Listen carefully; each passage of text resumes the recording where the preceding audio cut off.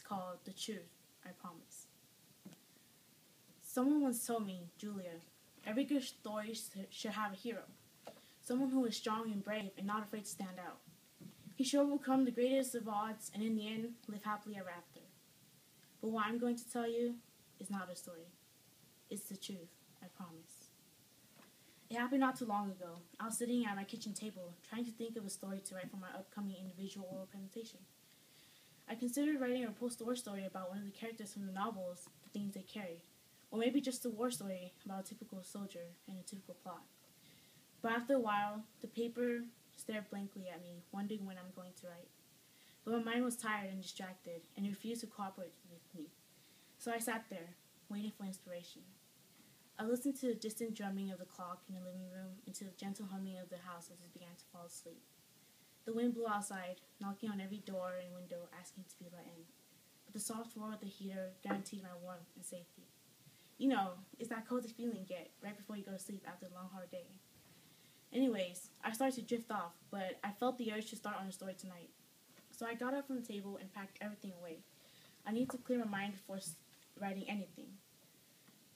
I went to search for a sweater, and after putting on my shoes, I left outside.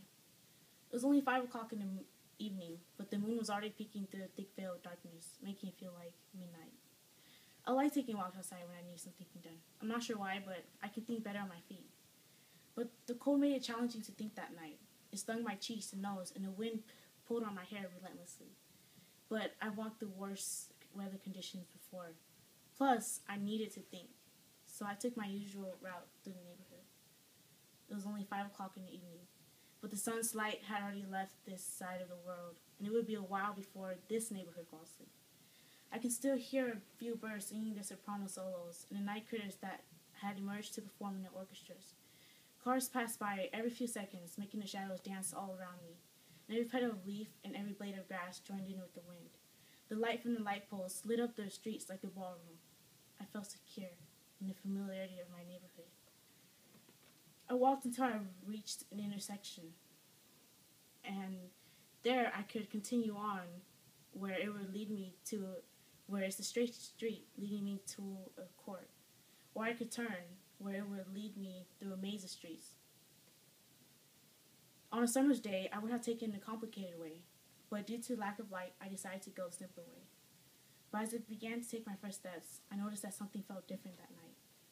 A muffled sound in the back of my head warned me to stop. I should have listened. I should have stopped. I should have turned around. But I didn't. I knew this neighborhood. I've walked this road before. It was only 5 o'clock in the evening, but the stars were already shining as bright as the moon. Somewhere in the distance, birds chirped. I walked and my thoughts began to form. The strange silence in this part of the neighborhood allowed me to think about the novel. It was fascinating to know that a short and simple book contains such a deep and disturbing message. The author, Tim O'Brien, seemed to be challenging the very existence of humankind. By using memories as a motif, it appears as if he is saying that our lives are based on nothing more than that. But it's true, isn't it? What we remember from the past, our memories, are the foundation of our identities. When we die, our past will only exist in the memories of those we once knew. But does anyone really die if we keep them alive in our memories? Birds chirped. I walked. Some believe that history is nothing but stories. The story's truth that has been lost behind propaganda and biased thinking. Or maybe stories that were once a part of history.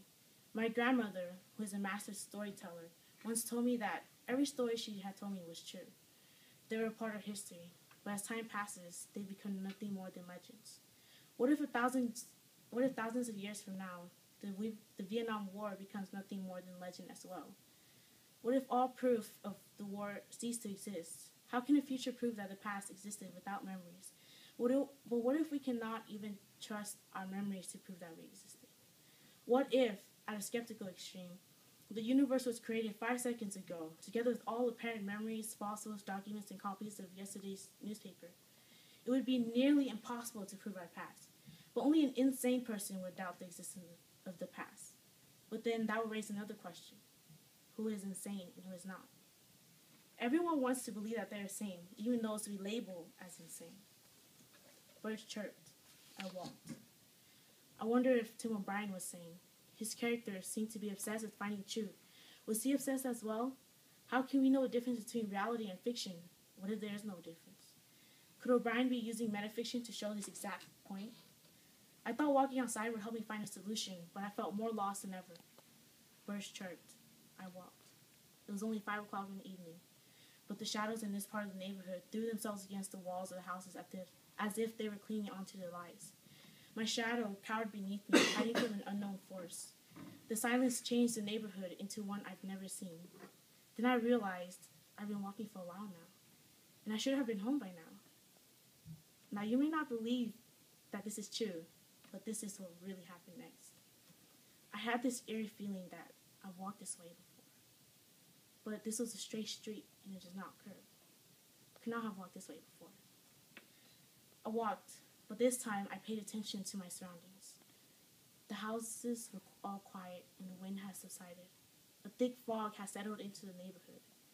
Not a single sound was heard except for my footsteps. I kept walking, and it felt like hours. Then birds chirped. I panicked. I'm back at the place I started. You're probably thinking, Julia, tell the truth, but this is what really happened. I started to run and search for a way out, but I'm back at the start. It didn't matter where I turned. I ended up running in circles. I felt like someone was playing a terrible trick on me by trapping me inside an endless vortex of confusion. Unanswered questions popped in and out of my head, and the world spun around me.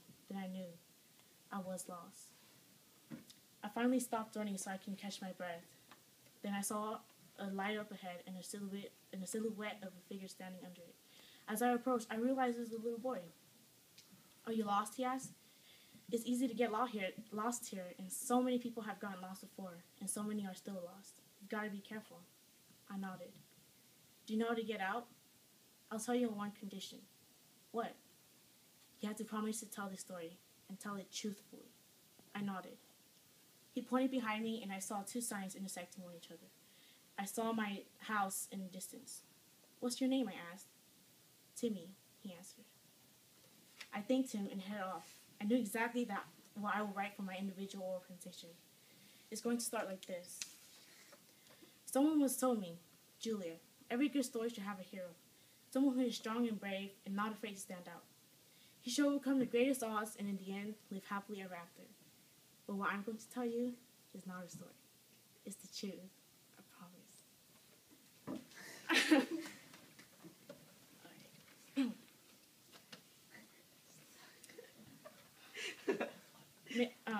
Many of our concepts today are flawed.